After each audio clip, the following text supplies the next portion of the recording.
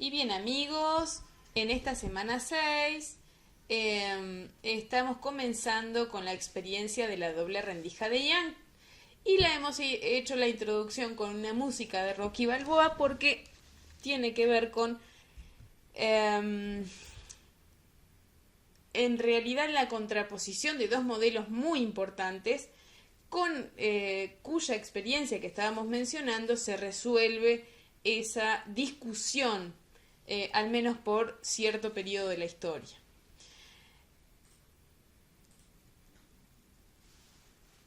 Nosotros en la semana 1 estuvimos analizando a través del video de entornos invisibles los modelos de la luz, los principales modelos que fueron evolucionando a lo largo de la historia.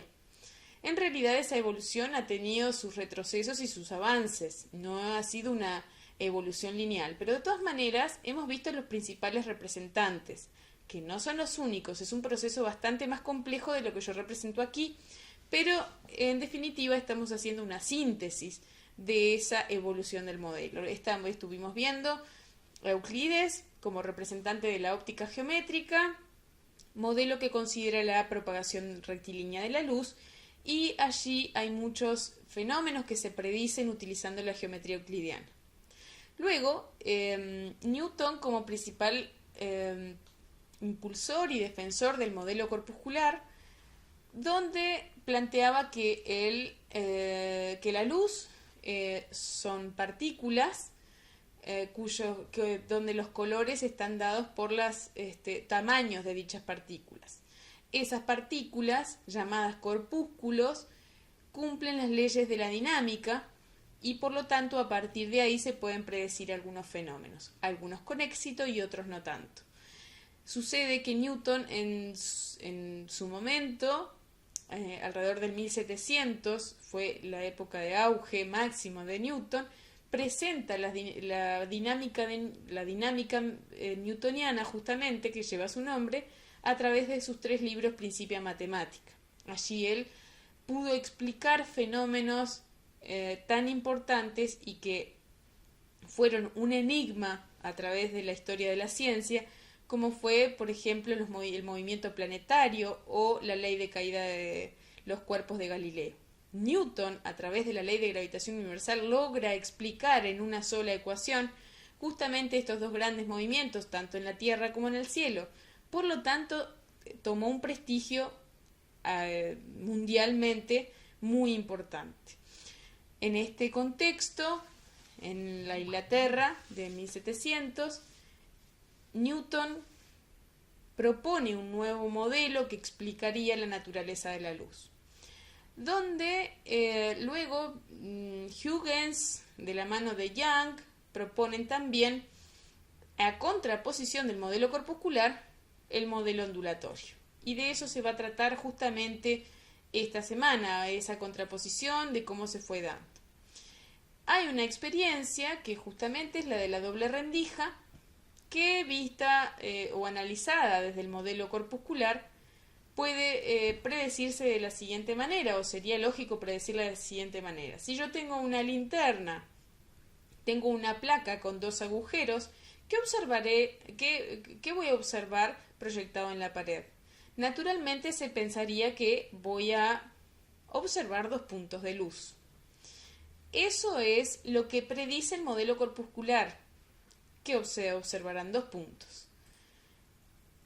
Lo que realmente sucede con la experiencia de la doble rendija, lo que se observa es este patrón de interferencia. Es una experiencia muy sencilla que se hace en un laboratorio, se puede hacer en casa, con un láser y 2 agujeritos muy pequeños a una cierta distancia se logra observar esto. Esto es una foto sacada en el laboratorio de Elvio Fernández, que se puede hacer en cualquier otro laboratorio, en cualquier laboratorio de secundaria se logra este patrón de interferencia, reitero, utilizando una doble rendija y un láser. Bien,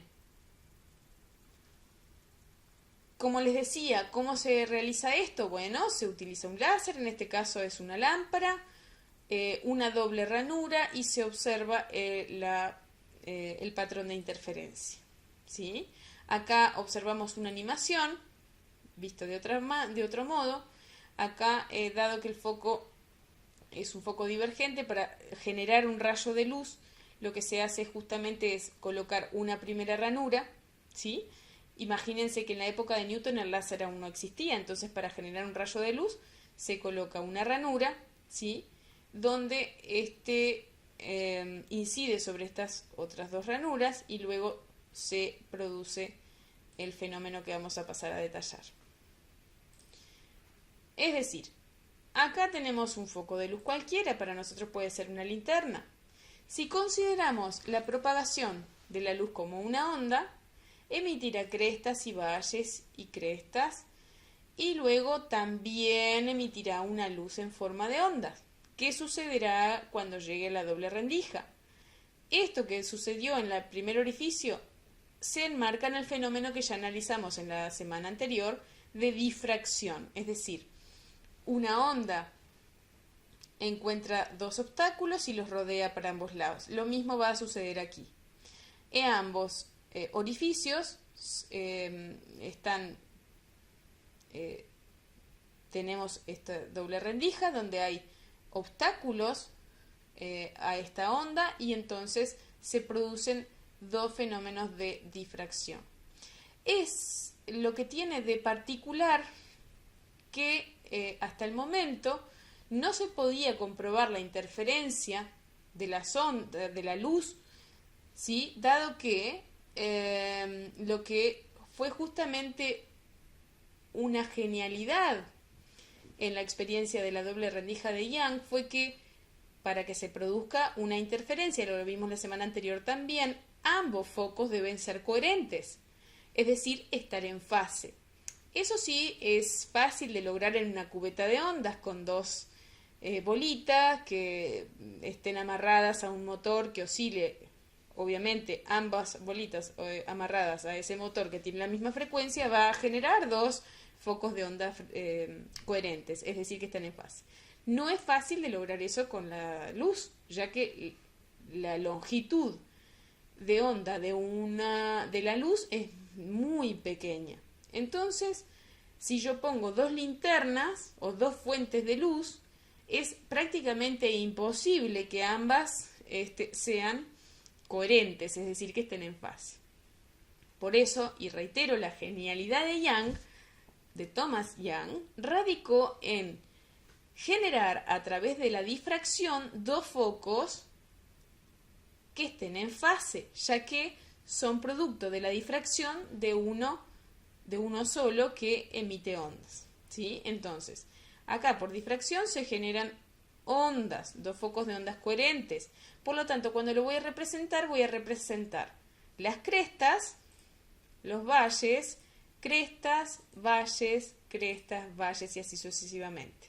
Entonces, como vimos la semana anterior, que ya analizamos cómo generar un diagrama de interferencia, en la parte, o sea, en la mediatriz entre los focos vamos a encontrar una línea antinodal producto de la interferencia constructiva. Allí vamos encontrando los puntos de interferencia de crestas y valles, y allí encontramos la zona, la línea antinodal que proyectada en la pared se va a ver como una zona de luz. ¿Qué sucede a los lados? Bueno, a los lados vamos a encontrar líneas nodales producto de la interferencia destructiva. Es decir, allí en cada punto se superponen crestas y valles. Es decir, que si es producto de la interferencia destructiva, en esta zona de la pared se observará una zona de sombra. Lo mismo, simétricamente, a esa hipérbola se va a observar una zona de sombra. Luego una zona de luz con otra línea antinodal y simétrica también se va a encontrar una zona de luz. Esto es un esquema, estamos representando el por qué cuando incide luz sobre una doble rendija se observa el patrón de interferencia y no se observarían los dos puntos como decía Newton. Es decir, acá está, reitero, un patrón esta figura que estoy señalando estaría representando el fenómeno desde el modelo corpuscular de Newton. La pregunta es, ¿se observan dos puntos? La respuesta es no. Esto es lo que se observa. Es un foco que atraviesa por difracción, se forman dos focos de ondas coherentes donde se produce la interferencia y se observa el patrón de interferencia.